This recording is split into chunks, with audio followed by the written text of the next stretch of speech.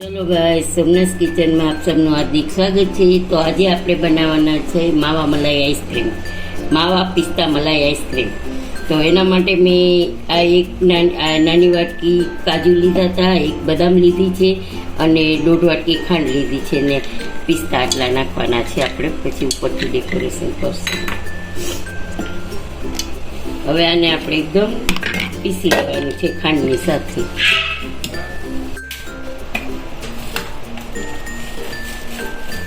ચલો ગાઈસ, જો આપણે આ કાજુ બદામ પિસ્તા અને ખાંડનો પાવડર એકદમ સરસ રીતે પીસી લીધો છે દરદરો।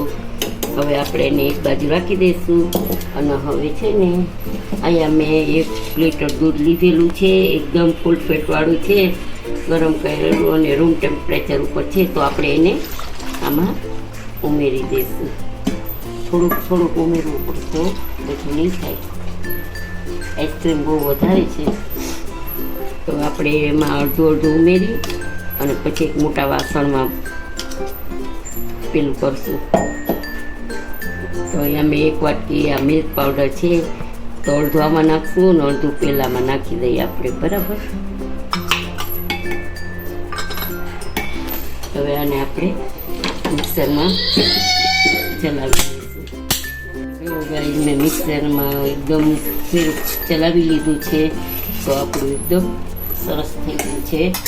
તો હવે આપણે એને મારી પાસે આઈસ્ક્રીમનો જે ટાઈપ ડબ્બો છે, તો આપણે એમાં નાખી દઈશું અને આ માટલા ગુલ્ફી છે, તો એમાં આપણે નાખી દઈશું।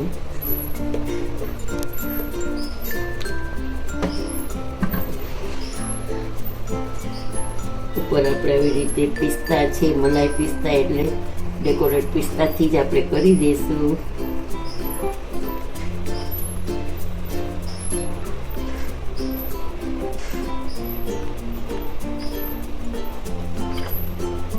થોડાક અંદર વ્યા જશે તો એ ચાલશે આપણે। હવે આપણે એને છે ને ટાઈટ ડબ્બો છે એટલે આપણે એને ફ્રીઝરમાં રાખી દઈશું। 3 કલાક માટે આપણે ફ્રીઝરમાં રાખી દઈશું। તો અહીંયા હજી આપણી પાસે થોડુંક દૂધ વધ્યું છે, તો બીજી મારી પાસે આને આપણે જો આવી રીતે થઈ ગયું છે, ડેકોરેટ કરી દીધું છે, તો આપણે એને ઢાંકી દઈશું। તો હજી મારી પાસે આ ડબ્બો છે, એને આપણે એકદમ એરટાઈટ છે એટલે પેક કરી અને સરસ રીતે ધીમેથી રાખી દઈશું, એટલે આપણે પિસ્તા ઉપર ને ઉપર રહીએ।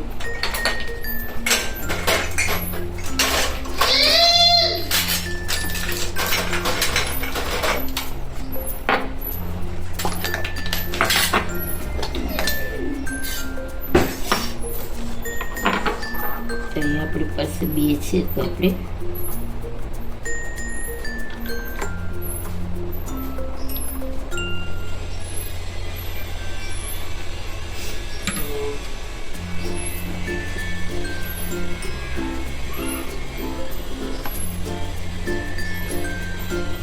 નાના છોકરાઓને આમાં આપીએ તો છોકરાઓને મજા આવે, સારું લાગશે ખાવાનું।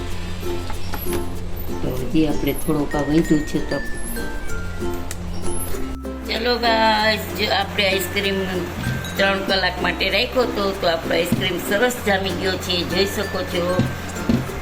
તો આપણે એને ચમચી વડે કાઢી લઈશું, તો જો સરસ નીકળે છે। અને આઈસ્ક્રીમ કેવો છે એવો આપણી ઘરે આજે અમારા ભાણાભાઈ આવ્યા છે ને, એને આપણે ટેસ્ટ કરવા આપશું, તો કેવો લાગ્યો એ કહેશે।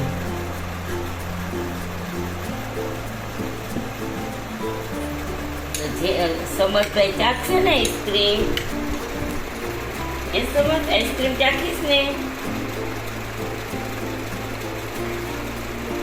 કેવો છે?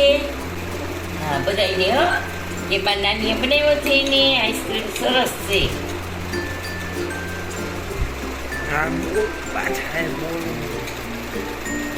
તો જો ગાઈસ, આજની રેસીપી આપણી તૈયાર છે। તો આજનો આઈસ્ક્રીમ તમને કેવો લાગ્યો તે જરૂરથી જણાવજો, સબસ્ક્રાઈબ કરજો, લાઈક કરજો અને શેર કરજો અને કમેન્ટ બોક્સમાં જરૂરથી જણાવજો તમને મારો આઈસ્ક્રીમ પસંદ આવ્યો હોય તો જરૂરથી કમેન્ટમાં જણાવજો અને શેર કરજો।